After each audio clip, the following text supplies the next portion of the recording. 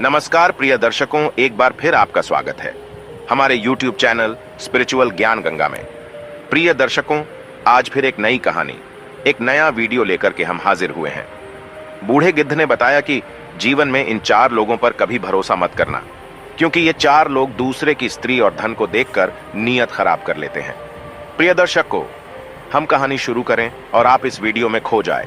इससे पहले अगर आप हमारे चैनल पर पहली बार आए हैं तो चैनल को सब्सक्राइब करें, बेल आइकॉन को ऑन करें, अच्छे कमेंट किया करें ताकि हर आने वाले वीडियो का नोटिफिकेशन सबसे पहले आपको मिल सके, आप उसका फायदा उठा सके।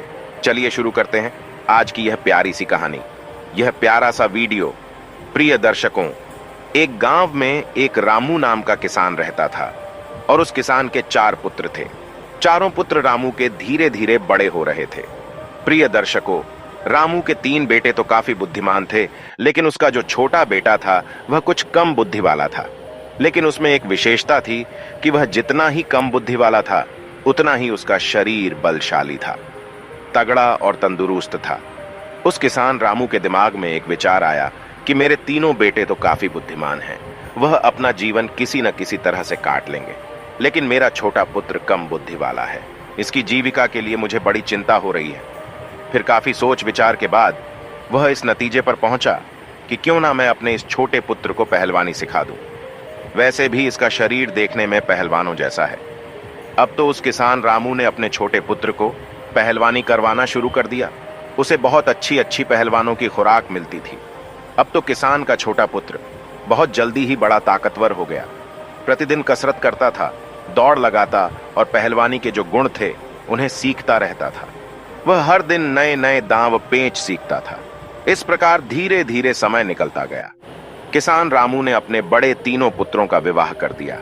जब किसान के पुत्रों का विवाह हो गया तो 3 पुत्रों की जो स्त्रियां थीं वो भी किसान के छोटे बेटे से दिन रात जलने लगी। मन में सोचने लगी कि ये छोटा वाला देवर कुछ काम धाम तो करता नहीं है, पूरे दिन पहलवानी करता है और अच्छी चीजें खाता रहता है, और हम और हमारे पति तीनों काम धंधे में लगे रहते हैं और ये बैठे बैठे मौज उड़ाता है। यही सोचकर रामू तीनों बहुओं ने अलग होने के लिए विवाद खड़ा कर दिया। जब अलग होने की जिद करने लगी तो किसान रामू ने मन में सोचा कि अब मुझे अपने छोटे पुत्र का भी विवाह कर देना चाहिए। यही सोचकर उस किसान ने एक बड़ी सुंदर और विद्वान कन्या की तलाश की और उस कन्या के साथ अपने छोटे पुत्र का विवाह संपन्न करा दिया।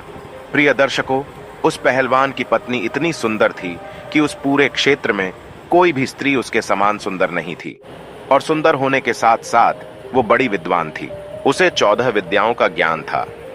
अब विवाह होने के बाद चारों पुत्रों को किसान ने अलग अलग कर दिया ताकि घर में किसी बात को लेकर विवाद ना हो। जब चारों बेटे अलग अलग हो गए तो किसान रामू के 3 बड़े बेटे काफी बुद्धिमान थे, इसीलिए वे तीनों अच्छी तरह से कमाने खाने लगे। वो हर काम जानते थे, खेती में भी खूब मेहनत करते थे, इसलिए उनका समय बहुत अच्छे से चल रहा था। परंतु जो पहलवान था उसका तो वही काम था, अच्छा खाना और प्रतिदिन पहलवानी करना। अब तो बहुत जल्दी ही उसके ऊपर कंगाली आने लगी। उसकी पत्नी उससे दिन रात लड़ने लगी, कहती थी कि तुम कोई काम नहीं करते हो, दिन भर खाली पड़े रहते हो, खाने को अच्छा चाहिए, इस तरह से हमारा गुजारा कैसे होगा। अब तो दोनों पति पत्नी में विवाद होने लगा। प्रिय दर्शकों, उसकी पत्नी जो थी वो काफी बुद्धिमान थी, काफी होशियार थी। एक दिन अपने पति से बोली कि तुम ऐसा करो, इस देश के राजा के पास जाओ और राजा से कहना कि मुझे नौकरी दे दो। तो पहलवान कहने लगा कि यह तुम क्या कह रही हो, मैं तो कोई काम ही नहीं जानता हूँ, केवल कुश्ती लड़ सकता हूँ और भोजन कर सकता हूँ, और कोई काम तो मुझे कुछ आता ही नहीं है। तो राजा के यहाँ मुझे नौकरी कैसे मिल जाएगी, और मिल भी जाएगी तो मैं वहां क्या काम करूंगा। तो वो पत्नी कहने लगी कि तुम इस बात की चिंता मत करो कि मैं कुछ नहीं जानता हूं, मैं जो कहती हूं वो तुम करो। मेरे कहने से तुम महाराज के पास जाओ और महाराज से कहो कि महाराज, मैं आपके यहाँ नौकरी करना चाहता हूं। राजा जब तुम्हें नौकरी देने को तैयार हो जाए तो तुम उसके यहाँ लखटकिया के पद पर नौकरी पर लगना। पत्नी की बात सुनकर पहलवान कहने लगा कि लखटकिया क्या होता है। तब उसकी बुद्धिमान स्त्री समझाने लगी कि देखो, राजा के यहाँ 1 लाख टका रोज पाने वाला एक नौकर होता है। जो हर रोज 1 लाख टका रोज वेतन पाता है, उसका काम यह होता है कि जो काम राजा से न हो सके, उसकी सेना से न हो सके, उसके किसी मंत्री से न हो सके, तो उस काम को लखटकिया को करना पड़ता है। तो पहलवान बोला कि मैं तो कुछ जानता भी नहीं हूं, फिर मैं उस काम को कैसे करूंगा। तब पत्नी बोली, देखो तुम चिंता मत करो, मैं हूं ना, आप तो बस चले जाओ वहां और महाराज से कहना कि मुझे लखटकिया की नौकरी चाहिए। प्रिय दर्शकों, पहलवान अपनी पत्नी की बात सुनकर उदास मन से राजा के दरबार को चल देता है। जब राजा के दरबार में पहुंचा तो महाराज ने देखा कि बड़ा बलवान पहलवानों जैसा शरीर वाला एक आदमी मेरे दरबार में आया है। तो राजा समझ गए कि शायद ये व्यक्ति नौकरी की तलाश में आया होगा। महाराज ने उससे पूछा कि आप किस लिए आए हैं। तो वह कहने लगा कि महाराज मुझे नौकरी चाहिए।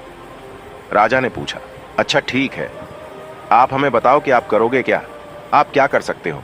तब वो पहलवान कहता है, महाराज जो काम आपसे नहीं होगा, जो काम आपकी सेना से नहीं होगा, किसी मंत्री से नहीं होगा, वो काम मैं करूंगा, परंतु इसके बदले में मैं आपसे 1 लाख टका रोज का वेतन लूंगा। राजा कहने लगा, तो अच्छा लखटकिया की नौकरी करोगे। वो पहलवान कहने लगा, जी महाराज। राजा ने अपने मंत्रियों से विचार विमर्श किया और कहा कि देखो तो जरा, क्या हमसे पहले कभी किसी राजा ने किसी लखटकिया को नौकरी पर रखा है या नहीं। अब तो राजा के मंत्री ने जब पहले दस्तावेजों में देखा तो उन्हें पता चला कि महाराज के पिता ने ही एक लखटकिया को रखा था। तो मंत्री कहने लगा, महाराज आपके पिता ने भी एक लखटकिया को नौकरी पर रखा था। अपने मंत्री की बात सुनकर राजा ने कहा, तो ठीक है, हम भी अपने यहां एक लखटकिया को रखते हैं। यही सोचकर राजा ने उस पहलवान को लखटकिया के रूप में अपने यहां नौकरी दे दी। लखटकिया कहने लगा, तो ठीक है महाराज, आप मुझे रहने के लिए कोई अच्छा सा कमरा दे दीजिए। जब भी कोई ऐसा काम पड़ेगा जो आपसे ना हो, आपकी सेना से ना हो, आपके किसी मंत्री से ना हो, तो आप खबर भेजकर मुझे बुलवा लेना। राजा ने उस पहलवान को अपने यहां जो शाही बाग था उसमें रहने को कह दिया। उस शाही बाग में एक बहुत सुंदर महल बना हुआ था। राजा ने कहा, हे लखटकिया, तुम इस महल में आराम से रह सकते हो, जब मुझे आवश्यकता पड़ेगी तो मैं आपको बता दूंगा। उसी दिन से वह पहलवान 1 लाख टका वेतन रोज पाने लगा। रहने के लिए उसे राजा की तरफ से एक महल भी मिल गया। अब तो वह पहलवान बड़े ही आराम से उस राजसी महल में रहने लगा। प्रतिदिन पहलवानी करता था, बगीचे में घूमता था और आराम से सो जाता था। धीरे धीरे यूं ही कुछ वक्त बीत जाता है। एक दिन राजा और उसके मंत्री पहलवान से कहने लगे कि आज तुम हमें अपने घर लेकर चलो, हम देखना चाहते हैं कि तेरा घर कैसा है। अब तो वो पहलवान महाराज के आदेश को टाल न सका और मंत्री और राजा को लेकर अपने गांव के लिए चल देता है। वो पहलवान राजा और मंत्री को अपने घर बुला लाता है। पहलवान की पत्नी बड़ी सुंदर थी और बड़ा ही स्वादिष्ट भोजन बनाती थी। उसने देखा कि राजा और मंत्री हमारे घर आए हैं, तो उसने बड़ा ही स्वादिष्ट भोजन बनाया और उन्हें अपने हाथों से परोसा। राजा की नजर पहलवान की पत्नी पर चली गई। पहलवान की पत्नी तो सुंदर थी ही, इतनी सुंदर थी कि राजा की रानी भी उसके सामने कुछ नहीं थी। राजा ये देखकर आश्चर्य में पड़ गया और भोजन करने के बाद महाराज और मंत्री वापस चले आए। अब राजा मंत्री से कहने लगा कि मंत्री, इस पहलवान की पत्नी कितनी सुंदर है, हमारी रानी भी इतनी सुंदर नहीं है। मंत्री ने कहा, हाँ महाराज, सुंदर तो है, परंतु क्या किया जाए, ये तो अपना अपना नसीब। किसी के नसीब में सोना है तो किसी के नसीब में मिट्टी भी नहीं। राजा बोला, मंत्री मुझे ये बताओ कि हम इसकी पत्नी को पाना चाहते हैं, किस तरह से हम इसकी पत्नी को अपनी पत्नी बना सकते हैं, हमें क्या करना चाहिए। प्रिय दर्शकों, कहते हैं राजा, योगी, अग्नि, जल इनकी उल्टी रीत है, इनसे हमेशा बचकर चलो। राजाओं के उलटे नियम होते हैं। राजा और मंत्री सोचने लगे, पहलवान की पत्नी को राजा के महलों में कैसे लाया जाए। अब तो वे उसी दिन से पहलवान की पत्नी को हड़पने का षड्यंत्र रचने लगे। धीरे धीरे कुछ समय और बीत जाता है। इधर महाराज की जो मां राजमाता, वह बीमार पड़ जाती है। जब राजमाता बीमार पड़ गई तो महाराज ने बड़े बड़े वैद्य को उन्हें दिखाया, परंतु किसी भी वैद्य का उपचार उन्हें ठीक नहीं कर पाया। राजमाता के पेट दर्द होता था, उनके बदन दर्द की बीमारी बढ़ती चली गई। कोई भी वैद्य हकीम उनका इलाज नहीं कर सका। एक दिन एक वैद्य जी आए। मंत्री ने मन में विचार किया कि मुझे कुछ षड्यंत्र रचना चाहिए। वैद्य को देखकर मंत्री कहने लगा, वैद्य जी, हमारे महाराज की मां राजमाता बीमार है, क्या आप उनका इलाज कर सकते हैं? वैद्य ने कहा, हाँ, हम अवश्य उनका इलाज कर देंगे। मंत्री ने कहा, देखो जी, आपको इलाज मेरे अनुसार करना होगा। मंत्री ने कहा, मैं आपको 50 स्वर्ण मुद्राएं दूंगा। आप जब उनका इलाज करो तो इलाज के लिए तुम उनसे ऐसी वस्तु मंगवाना जो कहीं भी उपलब्ध ना हो। वैद्य को जब 50 स्वर्ण मुद्राएं पकड़ा दिए तो वैद्य लालच में आ गया। वैद्य कहने लगा, चलो मंत्री जी, मैं ऐसा ही करूंगा। अब तो मंत्री वैद्य को लेकर राज दरबार में आता है और राजा से कहता है, महाराज, ये वैद्य जी बड़े ही माने हुए हैं, इन्हें मैं काशीपुरी से बुलाकर लाया हूं। ये वैद्य जी राजमाता का इलाज करना चाहते हैं। महाराज बोले, तब तो बड़ी ही प्रसन्नता की बात है। राजा फौरन उस वैद्य को साथ लेकर के राजपुरोहित, सेनापति और मंत्री को साथ लेकर अपनी राजमाता के पास जाता है। राजमाता का इलाज करने में वहां पहले से कई वैद्य लगे हुए थे। वैद्य जी ने राजमाता की नब्ज देखी और नब्ज देखकर राजा से कहा, हे महाराज, इनका इलाज होना अब संभव नहीं है। राजा एकदम घबरा गया, कहने लगा, क्यों वैद्य जी, क्या बात है? वैद्य जी ने कहा, हे राजन, आपकी माता को सिर्फ एक ही वस्तु ठीक कर सकती है। राजा कहने लगा, बताओ वो है क्या? वैद्य बोला, वो वस्तु बड़ी ही दुर्लभ है, इतनी आसानी से नहीं मिल सकती। राजा बोले कि आप बताओ तो सही, मैं उस औषधि को कुछ भी करके ढूंढ कर लाऊंगा। तब वैद्य जी ने बताया कि महाराज, यदि आप 4 हो रोबीला मंगवा दो तो आपकी मां ठीक हो सकती है। 4 हूर बीला को मंगाकर आप उनका तेल निकलवाएं और उस तेल की मालिश राजमाता के शरीर पर करवाएं। राजमाता बहुत जल्दी स्वस्थ हो जाएंगी। वैद्य की बात सुनकर के राजा मन में विचार करने लगा कि अवश्य हम उस हूर बीला जानवर को मंगवाएंगे, वो कहां मिलता है? वैद्य कहने लगा, वो हूर बीला हिमालय के जंगलों में मिलते हैं। वही वैद्य राजमाता का इलाज करने में लग जाता है और महाराज दरबार में आते हैं। दरबार में आकर महाराज ने अपने समस्त सभासदों को बुलाया, मंत्रियों को बुलाया, सेनापतियों को बुलाया और उनसे कहा कि कोई भी ऐसा योद्धा है जो हूर बीला नाम के जानवर ला सके। ये बात सुनकर के कुछ समझदार व्यक्ति कहने लगे, महाराज, ये हूर बीला क्या होता है? हमने आज तक तो ये नाम नहीं सुना। राजा कहने लगे, ये कोई एक प्रजाति का जानवर है जो हिमालय के जंगलों में रहता है। राजा की बात सुनकर के संपूर्ण दरबारी चुप हो गए, क्योंकि जिस हूर बिला की बात राजा कर रहे थे, आज तक किसी ने उस जानवर को नहीं देखा था। अब तो राजा उन्हें चुपचाप देखकर मंत्री से कहने लगे कि मंत्री, ऐसे तो काम नहीं चलेगा। राजमाता को बचाने के लिए हमें हूर बीला जानवर को लाना ही होगा। मंत्री कहने लगा, महाराज, ये बड़ा अच्छा मौका है। जो पहलवान हमारे यहाँ 6 महीने से केवल बैठे बैठे तनख्वाह ले रहा है, वो किस दिन काम आएगा? क्यों ना ये हूर बीला उसी से मंगाया जाए। आप उसे बुलाकर उससे कहे कि वो 2 महीने के अंदर हूर बीला को लाकर दे, नहीं तो उसे फांसी पर चढ़ा दिया जाएगा और महाराज इस तरीके से वह हूर बीला को लेने जाएगा। अगर वो ले आता है तब तो ठीक है, राजमाता बच जाएगी। अगर वह मर जाता है तो और भी अच्छी बात है, उसकी पत्नी फिर आपके लिए रह जाएगी। आप उसे राजमहल में ले आना। राजा की नीयत तो पहले से ही पहलवान की पत्नी पर थी। राजा कहने लगा, वाह मंत्री, क्या अच्छा सुझाव दिया है। पहलवान अभी हूर बिला नहीं ला सका तो हम उसको फांसी पर चढ़ा देंगे, क्योंकि वो 6 महीने से लाख टका रोज ले रहा है। अब तो राजा ने बिना देर किए 4 सिपाही भेजे और पहलवान को अपने दरबार में बुला लिया। पहलवान महाराज के दरबार में आ जाता है। महाराज ने कहा कि हे पहलवान, तुम काफी समय से बैठे बैठे वेतन ले रहे हो, अभी तक कोई काम तुमने हमारा नहीं किया है। अब एक आवश्यक काम आ गया है। पहलवान बोला, महाराज आज्ञा कीजिए, मैं अवश्य करूंगा। तब राजा कहता है कि हमें 4 हूर बीला की जरूरत है, उनका तेल निकलवाना है और तेल निकलवा कर राजमाता के शरीर पर मालिश करनी है, जिससे उनकी बीमारी दूर हो सके। राजा की बात सुनकर पहलवान सोच में पड़ गया। कहने लगा, महाराज, मुझे कुछ समझ में नहीं आया, ये हूर बिला क्या होता है? राजा ने कहा, हम भी नहीं जानते, लेकिन तुम्हें लाना है। काफी सोच विचार के बाद पहलवान कहने लगा, महाराज आप मुझे कुछ समय दीजिए। राजा बोले कि इसके लिए मैं आपको 1 महीने का समय देता हूं। यदि आप 1 महीने में हूर बीला को नहीं ला पाए तो आपको फांसी पर चढ़ा दिया जाएगा। पहलवान महाराज की बात सुनकर घबरा जाता है और अपने बगीचे में आता है। मंद बुद्धि का तो वह था ही। मन में विचार करने लगा कि चलो देख लूंगा, अगर कहीं मिलेगा तो हमारे पास 2 महीने का समय है। इस प्रकार 4 दिन का समय तो वह वहीं पर निकाल देता है। अब इधर राजा और मंत्री और सेनापति मन में विचार करने लगे कि लगता है वो अभी तक हूर बिला को लेने नहीं गया है। 4 दिन से आराम से बाग में सो रहा है। आप उसके पास जाइए और उससे कहिए कि वह जल्दी से जल्दी हूर बिला को लेकर आए, वरना हम उसे फांसी पर चढ़ा देंगे। ये बात सुनकर के राजा कहने लगे, ठीक है, मैं जाता हूँ और देखता हूँ कि वो अभी तक क्यों नहीं गया है। ऐसा विचार करके राजा उस पहलवान के घर पर जाते हैं। पहलवान ने ये बात अपनी पत्नी को कभी नहीं बताई थी। पहलवान की पत्नी बड़ी विद्वान थी। उसने एक 100 हाथ गहरा कुआं अपने आंगन में खुदवा रखा था और कुएं के ऊपर उसने एक खाट बिछा रखी थी। उस चारपाई को उसने कच्चे सूत से बनवाया था। उसके ऊपर एक बहुत सुंदर मखमली बिस्तर लगा दिया था।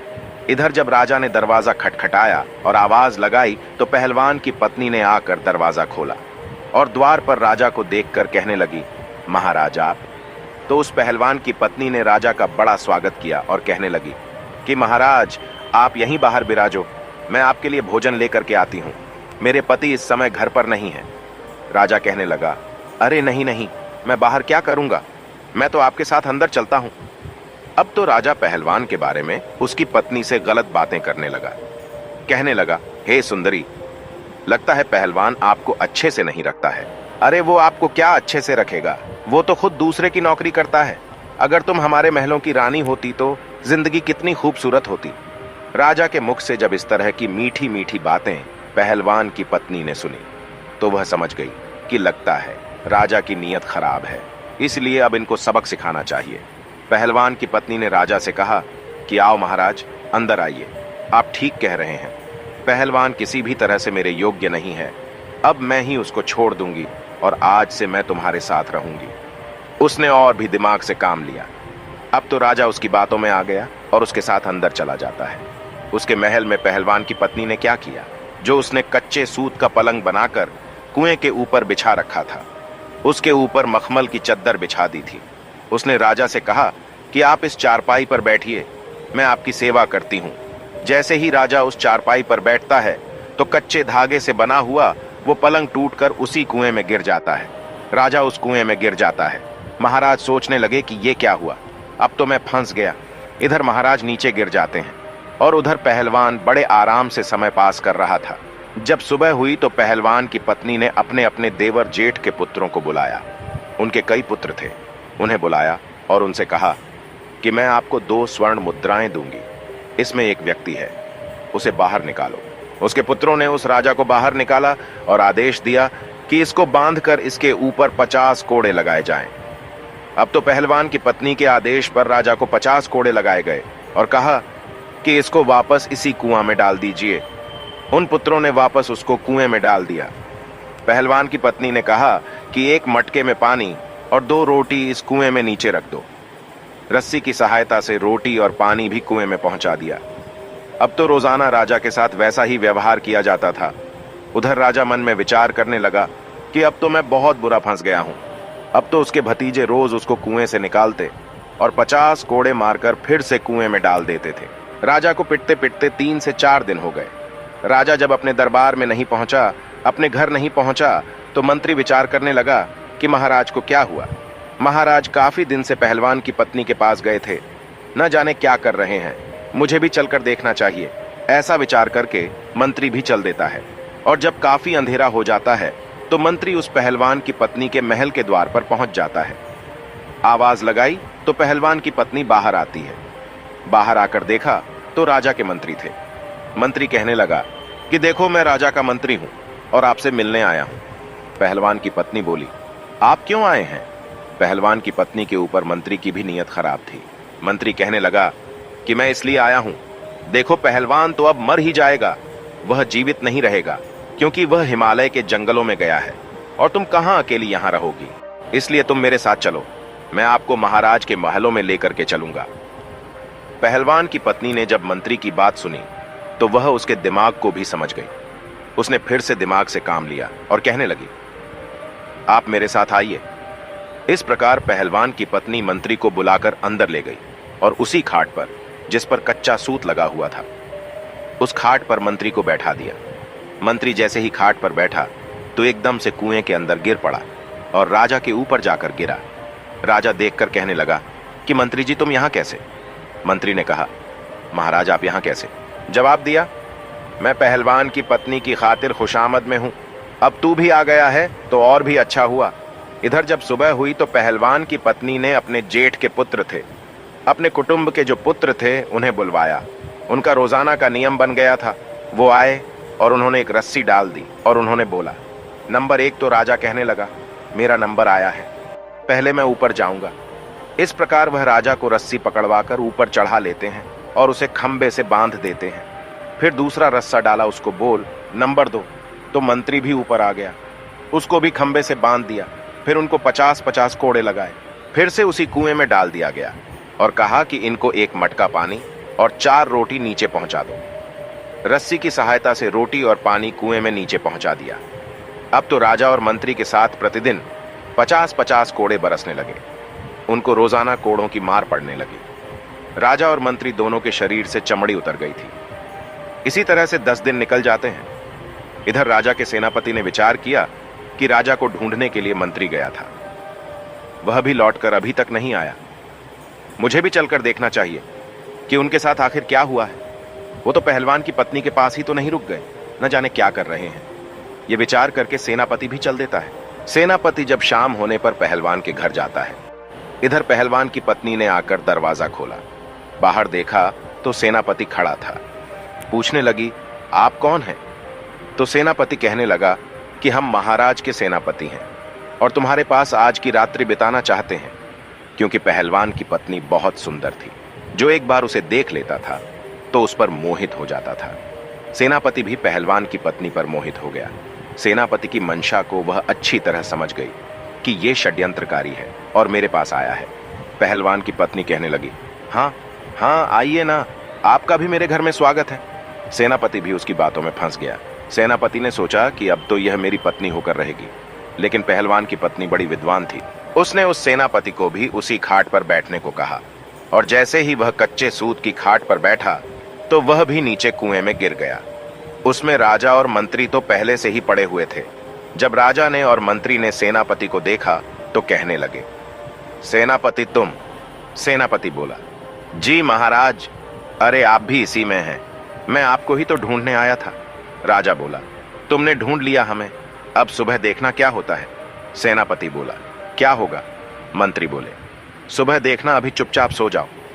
जब सुबह हुई तो पहलवान की पत्नी ने अपने देवर जेठ पुत्रों को बुलाया। वो सब लोग आए और उन्होंने आकर रस्सा नंबर 1 डाल दिया। उसे पकड़कर राजा ऊपर आ गया। राजा को रोज की तरह खंभे से बांध दिया। फिर दूसरा रस्सा डाला। मंत्री भी उसे पकड़कर ऊपर आ गया। इसी तरह से तीसरा रस्सा भी डालकर सेनापति को भी ऊपर निकाल दिया।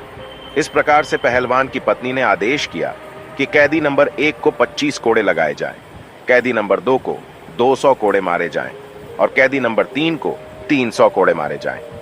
पहलवान की पत्नी की बात सुनकर उन सभी पुत्रों ने कोड़े मारने शुरू कर दिए। कोड़ों की मार पड़ने से उनकी चमड़ी निकल आई। कोड़े मारने के बाद रस्सियों के सहारे उन्हें उसी कुएं में फिर लटका दिया। उसके बाद उन्हें पीने के लिए मटके का पानी और 6 रोटी उसमें डाल दी। धीरे धीरे समय निकलता गया। राजा, मंत्री और सेनापति तीनों को प्रतिदिन मार पड़ती थी। उनकी पीठ पर रोज कोड़े बरसते थे। अब तो वह बड़े परेशान होने लगे। कहां वह पहलवान की पत्नी को लेने आए थे और कहां उल्टे उनकी ही जान के लाले पड़ गए। अब एक दिन कोतवाल, जो राजा के कोतवाल थे, उन्होंने मन में विचार किया कि चलिए मैं भी चलकर देखता हूं कि महाराज और मंत्री और सेनापति जी अभी तक क्यों नहीं आए। जो भी पहलवान की पत्नी के पास जाता है वो लौटकर क्यों नहीं आता है। न जाने क्या कर रहे हैं वे लोग, मैं चलकर देखता हूं। ये विचार करके कोतवाल भी चल देता है। वो घोड़े पर बैठा और चल दिया। कोतवाल ने मन में विचार किया कि मैं चलकर देखता हूं कि महाराज, सेनापति और मंत्री तीनों पहलवान की पत्नी के पास रुककर क्या कर रहे हैं। ऐसा क्या है वहां। ऐसा विचार करके कोतवाल अंधेरे में पहलवान के घर जाते हैं और उसने दरवाजा खटखटाया। आवाज लगाई तो पहलवान की पत्नी समझ गई, लगता है कोई राजा के यहां से कोई आया है। उसने दरवाजा खोला तो देखा द्वार पर कोतवाल खड़ा है। ये देखकर पहलवान की पत्नी कहने लगी कि तुम कौन हो। तो उसने बताया कि हम कोतवाल हैं, राजा के यहां से आए हैं। कोतवाल ने जब पहलवान की पत्नी को देखा तो वो भी उसकी सुंदरता पर लट्टू हो गया और वो भी उसी के घर रात में रुकना चाहता था। पहलवान की पत्नी बोली कि आपका स्वागत है। उसी रात कोतवाल को भी ले जाकर उसी कच्चे सूत के पलंग पर बैठा दिया। और जैसे ही कोतवाल चारपाई पर बैठा एकदम से नीचे कुएं में गिर गया। राजा, मंत्री, सेनापति पहले से ही उसमें नीचे थे। ये देखकर राजा कहने लगा, कोतवाल जी, आप भी यहां आ गए। कोतवाल ने पूछा, राजा साहब, आप यहां क्या कर रहे हैं? राजा ने कहा, सुबह देखना यहां क्या होता है। कोतवाल कहने लगा, महाराज क्या होगा? राजा ने कहा, सुबह देखना, अब आप आराम से रात्रि में विश्राम करो। इधर सुबह हुई तो पत्नी ने अपने देवर और जेठ के पुत्रों को बुलाया और 4 रस्सी उस कुएं में डलवाई। एक एक करके राजा, सेनापति, मंत्री सभी को बाहर निकाला और फिर सभी को 50-50 कोड़े मारे गए। इसके बाद चारों को फिर नीचे उतार दिया और उनको एक मटका पानी और 8 रोटियां खाने को डाल दी। अब तो पहलवान की पत्नी का नियम बन गया, अपने देवर जेठ के पुत्रों को बुलाती, उन्हें बाहर निकलवाती और उनको 50-50 कोड़े लगवाती। उसी कुएं में फिर से उन्हें नीचे डाल देती। अब तो वे चारों उस कुएं में पड़े पड़े बीमार पड़ने लगे। अब तो राजा मन में विचार करने लगा कि यहां से कैसे छूटा जाए। अब वे मन ही मन बहुत दुखी हो रहे थे। इधर पहलवान मन में विचार करने लगा कि अब मैं हूर बीला को कहां से लाऊं? अगर नहीं ले गया तो राजा निश्चित ही मुझे फांसी पर चढ़ा देगा। सोचने लगा, चलो अपनी पत्नी के पास चलता हूं, यदि वह कोई उपाय बता दे तो शायद मैं इस मुसीबत से निकल सकता हूं। निराश हृदय से पहलवान अपनी पत्नी के पास जाता है। जब अपने पति का चेहरा उदास देखा तो उसकी पत्नी पूछने लगी, ऐसा क्या कारण है जो आपका चेहरा इतना उदास है? तो वो कहने लगा, अब मुझे राजा फांसी की सजा देने वाला है। उसकी पत्नी ने पूछा, क्यों जी, राजा आपको फांसी पर क्यों चढ़ाएंगे? पहलवान ने कहा कि उसने मुझे ऐसा काम बताया है जो मुझसे होगा ही नहीं। पहलवान की पत्नी बोली, ये बताओ तो सही, राजा ने तुम्हें क्या काम बताया है जिसको लेकर आप इतने चिंतित हैं? पहलवान ने सारी बात अपनी पत्नी को बताई और कहा कि महाराज ने मुझसे 4 हूरबिला मांगे हैं और वे हूरबिला हिमालय के जंगलों में मिलते हैं। राजा उनका तेल निकलवाएंगे। राजमाता बहुत बीमार है, उस तेल से राजमाता की मालिश की जाएगी। पत्नी कहने लगी, बस ये छोटी सी बात है, मैं तो घबरा गई थी, पता नहीं कौन सी बात होगी। अरे ऐसे हूरबिला तो हमारे जंगलों में काफी है, मैं अपने बालकों से कहकर पकड़वाकर आपको दे दूंगी। आप तब तक 4-5 दिन के लिए अपने ससुराल चले जाओ, उन्होंने आपको बुलाया है। पहलवान अपनी पत्नी के कहने पर अपने ससुराल चला जाता है। मंद बुद्धि का तो वह था ही। वो मन में विचार करने लगा, इसका मतलब मेरी मुसीबत मेरी पत्नी दूर कर देगी। इधर पहलवान की पत्नी ने अपने जो बच्चे थे, देवर जेठ के पुत्र, उन्हें आदेश दिया। उनसे कहा कि आप कुछ पंखों की व्यवस्था करो, चिड़िया के, कबूतर के, मोर के, समस्त पक्षियों के पंख ज्यादा से ज्यादा लेकर के आओ और एक कमरे में उन पंखों को भर दो। उसके देवर जेठ के पुत्र वो छोटे छोटे बालक ही थे। उन्होंने 2 दिन में ही कमरा पंखों से भर दिया। जब तीसरा दिन हुआ तो पहलवान की पत्नी ने अपने देवर जेठ के पुत्रों को बुलाया और उनसे कहा कि आप 2 क्विंटल तारकोल की व्यवस्था करो। इस प्रकार से तारकोल की व्यवस्था की गई। फिर उसके बाद उसे गर्म किया गया और गर्म करके जब वह पतला हो गया तो उसे ठंडा करने रख दिया। ठंडा हो जाने पर उसे एक बड़ी कड़ाही में भरकर रख दिया। जब तारकोल ठंडा हो गया तो उसे एक बड़ी कड़ाही में भरकर रख दिया। फिर उसके बाद उस कुएं में 1 नंबर रस्सा डाला गया तो राजा सोचने लगा, अरे आज तो मुझे दोपहर से ही बुलाया जा रहा है, रोजाना तो सुबह पिटाई होती थी, अभी तो दोपहर का समय है, क्या आज फिर मार पड़ने वाली है? तो राजा चुपचाप से ऊपर चढ़ जाता है। पहलवान की पत्नी वहां डंडा लेकर के बैठी थी। उसने राजा से कहा कि यह कढ़ाई रखी है, इसमें स्नान करो, यदि ज्यादा आनाकानी की तो इस डंडे की मार पड़ेगी। राजा चुपचाप डर के मारे उस तारकोल से भरे कढ़ाई में घुस जाता है और जब वह बाहर निकला तो संपूर्ण शरीर पर तारकोल लिपट गया। पहलवान की पत्नी बोली, इस कमरे में जाइए और इसमें आराम से लेट जाइए। राजा को उस कमरे में भेज दिया गया जिसमें हजारों पक्षियों के पंख पड़े थे। राजा जैसे ही उस कमरे में लेटा तो पक्षियों के सारे पंख उनके शरीर से चिपक गए। राजा जैसे ही उस कमरे में लौटे तो पूरे शरीर से पंख ही पंख चिपक गए। इसके बाद राजा को एक लोहे के खूंटे से बांध दिया। इस तरह से नंबर 2 रस्सा डाला गया। मंत्री को बुलाया गया। मंत्री सोचने लगा, अब मुझे बुलाया जा रहा है, राजा साहब अभी तक नीचे नहीं आए, हो सकता है उन्हें छोड़ दिया हो, लगता है आज हम सबको रिहा किया जा रहा है। तो मंत्री बड़ी जल्दी जल्दी ऊपर चढ़कर आ जाता है। ऊपर चढ़कर जब आया तो देखा कि पहलवान की पत्नी डंडा लेकर बैठी हुई है। मंत्री से कहा, चलो इस कढ़ाई में स्नान करो। मंत्री गिड़गिड़ाने लगा, परंतु पहलवान की पत्नी ने उसे बलपूर्वक उस कढ़ाई में गिरा दिया। जैसे ही कढ़ाई में मंत्री जी गिरे तो वो भी कोलतार में पूरे नहा गए। संपूर्ण शरीर काला हो गया, पूरे शरीर पर तारकोल चिपक गया। फिर उसके बाद मंत्री को भी उसी कमरे में भेजा गया जिसमें पंख पड़े हुए थे और उनसे लेटने को कहा कि जाकर उस कमरे में सो जाओ। जैसे ही मंत्री उस कमरे में जाकर लेटा तो पूरे शरीर पर उसके पक्षियों के पंख चिपक जाते हैं। मुंह पर कान पर कहीं भी कुछ दिखाई नहीं देता है। इसके बाद उन्हें भी एक दूसरे खूंटे से बांध दिया।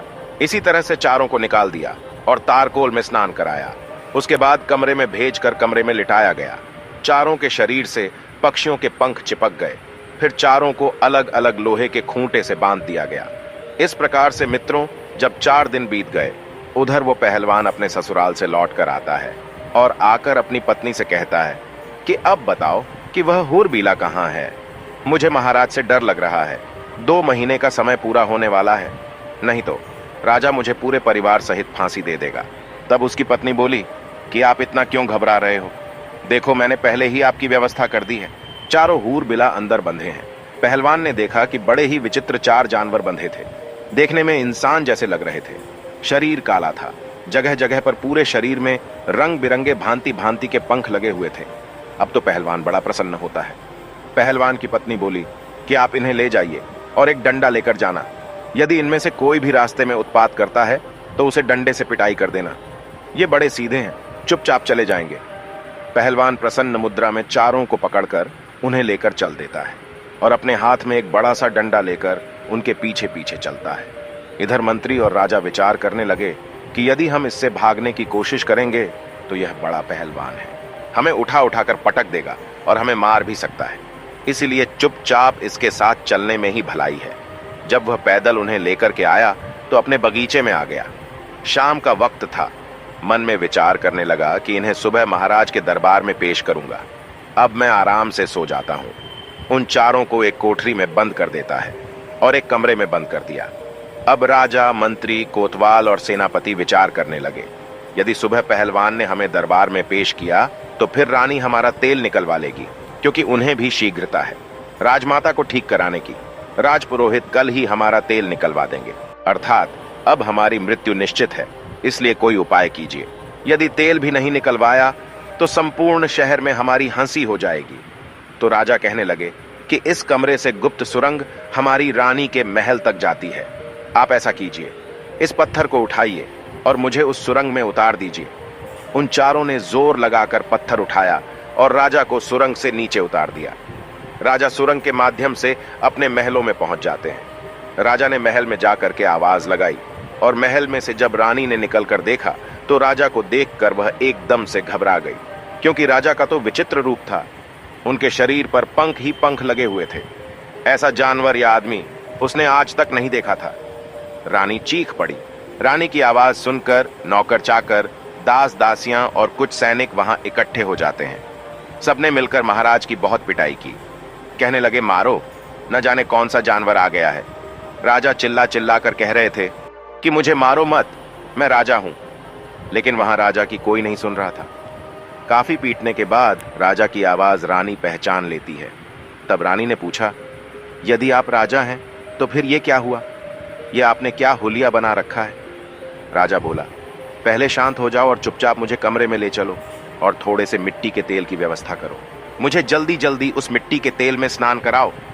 रानी ने अपने नौकर से कहकर मिट्टी का तेल मंगवाया और राजा को उस मिट्टी के तेल में स्नान कराया, जिससे राजा के शरीर का जो कोलतार था वह छूट गया। और फिर राजा को स्नान कराया तो राजा का पूरा शरीर लाल पड़ गया था। पूरे शरीर पर कोड़े की चोट के निशान बने हुए थे। अब तो राजा रात्रि को आराम से अपने महल में सो जाता है और सुबह कपड़े पहनकर अपने दरबार में जाकर बैठ जाता है। इधर जब सवेरा होता है उधर पहलवान जागता है और उसने जाग करके वह कमरा खोला तो उसने देखा कि उसमें से एक गायब था। 3 ही हूरबीला बचे थे। अब तो वो डंडा लेकर उन तीनों को मारने लगा। पूछने लगा, बताओ एक कहाँ है? तीनों कहने लगे, देखो भाई, हमें मारो मत, हम आपको सब कुछ बता देंगे। पहलवान कहने लगा, नहीं नहीं, हमें जल्दी बताओ। राजा अगर पूछेगा कि चौथा कहाँ है तो वह हमें फांसी लगा देगा। वो तीनों कहने लगे, देखो, जब राजा तुमसे यह कहे कि चौथा कहाँ है तो तुम ये कह देना कि हमें सब पता है। हम तुम्हारी पोल खोल देंगे, तब राजा समझ जाएगा और वह तुमसे कुछ नहीं कहेगा। ये सुनकर पहलवान प्रसन्न होता हुआ उन तीनों को लेकर राजा के दरबार में उपस्थित होता है। संपूर्ण दरबार उन्हें देखकर अचंभित हो जाती है। पूरा दरबार हंसने लगा, सोचने लगा कि यह तो बड़े विचित्र जानवर हैं, ऐसे जानवर तो हमने पहले कभी नहीं देखे। राजा को पहलवान ने उन तीनों हूरबीला को सौंप दिया। तीनों को देखकर राजा कहने लगा, अरे पहलवान, मैंने तो तुझसे 4 हूरबीला मांगे थे, ये तो 3 है, एक कहां है? मैं तुम्हें अभी फांसी पर चढ़ा दूंगा। पहलवान कहने लगा, महाराज ज्यादा बोलोगे तो मैं तुम्हारी सारी पोल खोल दूंगा और मैं सबको बता दूंगा। पहलवान की ये बात सुनकर राजा समझ जाता है। लगता है इसको सब पता है। अगर इसने मेरी पोल खोल दी तो मैं मुंह दिखाने के लायक नहीं रहूंगा। प्रिय दर्शकों, राजा ने चुपचाप उन तीनों को ले लिया और चुपके से उन्हें उनके घर भेज दिया और कहा कि जल्दी जल्दी स्नान करके साफ स्वच्छ हो जाओ। वे तीनों अपने अपने घर गए और मिट्टी के तेल में स्नान करके साफ होते हैं। उसके बाद राजसी वस्त्र पहनकर अपने रूप में आते हैं और आपस में विचार करने लगे, भाई अगर हम पहलवान की पत्नी को पाने की इच्छा ना करते तो शायद हमारे साथ ऐसा नहीं हुआ होता। अब ये बात हम किसी को नहीं बता सकते। अगर पहलवान और उसकी पत्नी से बदला लेते हैं तो भी यह बात रानी को और पूरे नगर में फैला देंगे, इसलिए इस रहस्य को गुप्त ही रखना ठीक है। इस प्रकार उन्होंने पहलवान को कुछ नहीं कहा और पहलवान आनंद से राजा के यहाँ नौकरी करता रहा। प्रिय दर्शकों, इस कहानी का उद्देश्य यह है कि दूसरे की स्त्री दूसरे के धन के पीछे मत भागो। अगर भागोगे तो इसी तरह कायल होना पड़ेगा। कहते हैं ये 4 लोग हमेशा दूसरे की स्त्री एवं धन को देखकर नीयत खराब करते हैं, इसलिए इन्हें कभी अपने घर बुलाकर मत लाना। नंबर 1, जो कामी और लालची हो, जिन्होंने कभी धर्मशास्त्रों को ना पढ़ा हो और ना सुना हो, जिन्होंने कभी किसी को अपना आदर्श नहीं माना, जो धर्म से अनभिज्ञ हैं, जिनका मन चंचल है, जिन्हें ईश्वर का भय नहीं होता, जो पशु वृत्ति वाले हैं, ऐसे लोग हमेशा दूसरे की स्त्री और दूसरे के धन को देख नीयत खराब करते हैं। इसलिए दूसरे की स्त्री और धन के पीछे मत भागो, वरना व्यर्थ की मुसीबत में पड़ जाओगे। प्रिय दर्शकों, हमारी आज की कहानी, आज का वीडियो यहाँ समाप्त होता है। हम उम्मीद करते हैं कि आपको ये कहानी पसंद आई होगी और आप इससे ढेर सारी प्रेरणा लेंगे।